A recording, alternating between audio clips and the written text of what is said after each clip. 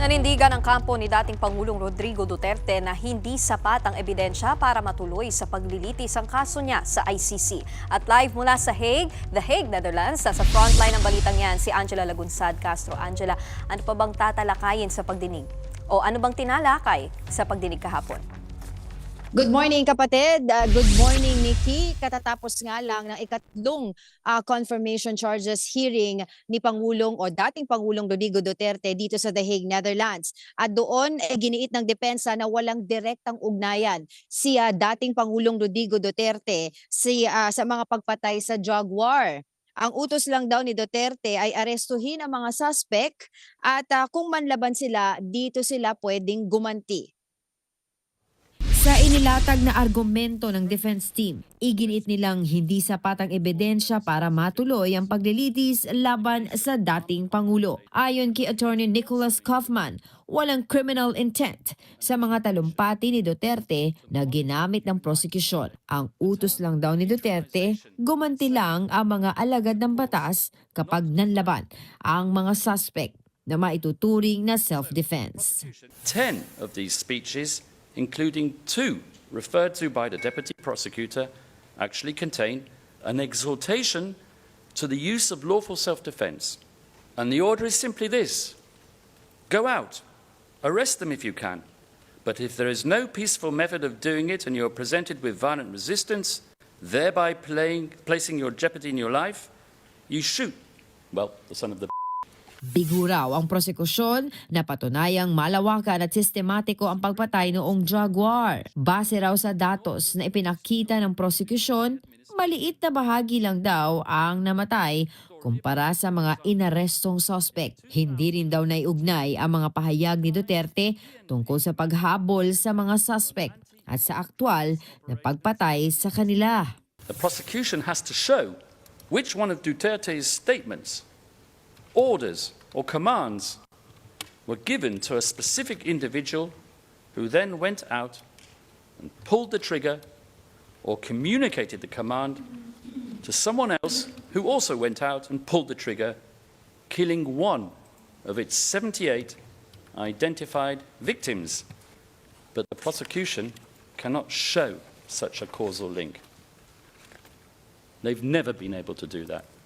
Binigyan diin din ng kampo ni Duterte na walang nakuha ang prosekusyon na testigo na nagsabing narinig nila mismo si Duterte na nag-utos ang pagpatay. Kaugnay sa 78 biktima na tinukoy sa 3 counts ng kaso. There is no smoking gun in this case. Dagdag pa ni Kaufman, hindi lang sa Administrasyong Duterte nangyari ang mga patayan sa drug war. Nagpakita pa siya ng datos na magpapakita umano na tumaas ang drug-related killings sa unang 2 taon ni Pangulong Bongbong Marcos. Clearly,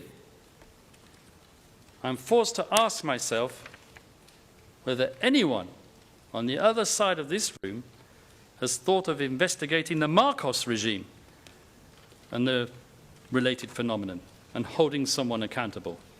Bago matapos ang pagdinig, hiniling ni Kaufman sa mga hukom na utusan ng prosekusyon na amyendahan ang kaso laban kay Duterte at pag-aralan ang kanyang interim release o pansamantalang paglaya. Ikinatuwa naman ng Filipino legal team ni Duterte ang mga nilatag na argumento ni Kaufman. The prosecution theory has been shattered to pieces. Beyond their condition. You know why? Because the very testimonial evidence and documentary evidence presented by the prosecution have been thoroughly rebutted by... Pero para sa mga kaanak ng biktima ng drug war, tila binaliwala ng depensa ang mga patayan sa kampanya kontra droga noong Administrasyong Duterte. Parang niwalang halaga yung aming mga mahal sa buhay. Sinasabi na numero lang, parang hindi binigyan ng halaga yung aming paghihirap, yung aming pagdurusa. Confident din po kami sa kung anong mayroon ang prosecution at alam namin na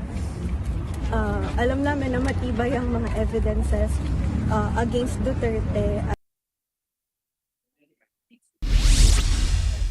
Samantala magkahalo nga talaga ang emosyon ng magkabilang panig pagkatapos nitong submission on the merits of the case ng kampo ng defense sa pangunguna ni Attorney Nicholas Kaufman, ang lead counsel ni dating Pangulong Rodrigo Duterte. At dun sa mga kapatid natin nagtatanong kahapon dahil medyo may mga parte doon sa broadcast ng ICC diyan sa confirmation of hearing na hindi naririnig at napuputol daw, no?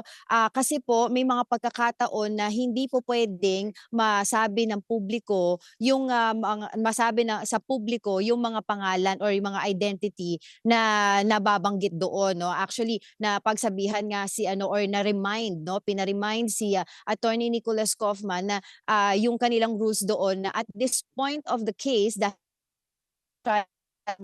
importante na hindi muna ma-reveal yung mga identity ng mga witnesses or ng biktima. So yan yung kanilang ipinunto doon sa mga broadcast na medyo may mga nagpuputol or redacted. They call it redacted doon sa ICC. Now meantime, ito na ang ating iniintay, ito na ang pinakahuli, no? Ika-4 na araw ng confirmation of charges ni dating Pangulong Rodrigo Duterte, February 27. Dito natin naasahan ng continuation ng submission on the merits on the case ni ni Attorney Nicholas Kaufman at pagkatapos noon magkakaroon ng closing statement sa pagitan or sa panig ng depensa, ng prosekusyon and of course ng victims sa pamamagitan ng kanilang legal counsel. Dito natin naasahan magkakaroon ng tagisan ng galing ang dalawang partido kasama na ang biktima through their legal counsel kung paano nila makukumbinsi ang pre-trial chamber judges, 'di ba? Na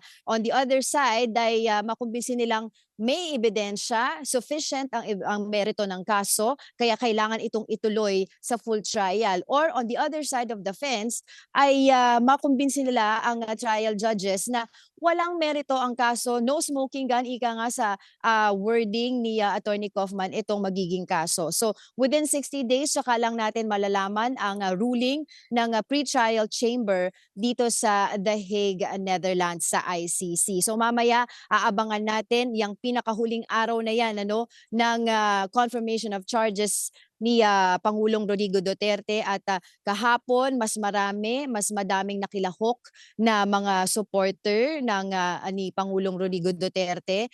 Pumasok sila mismo sa gallery para manood at makasaksi nitong depensa ng lead counsel ni dating Pangulong Rodrigo Duterte. Ganon din naman sa kabilang panig at may mga nanood din doon sa media gallery. So we will see what's going to happen today. Bibigyan ko kayo ng update. For the meantime, yun muna ang kaganapan dito sa The Hague, Netherlands. Ako po si Angela Lagunsad Castro. Yon, live mula sa The Hague, Netherlands. Maraming salamat, Angela Lagunsad Castro. Mga kapatid, Angela Lagunsad Castro po para sa komprehensibo at makabuluhang balitaan at talakayan. Mag-follow at subscribe na sa social media pages ng News 5.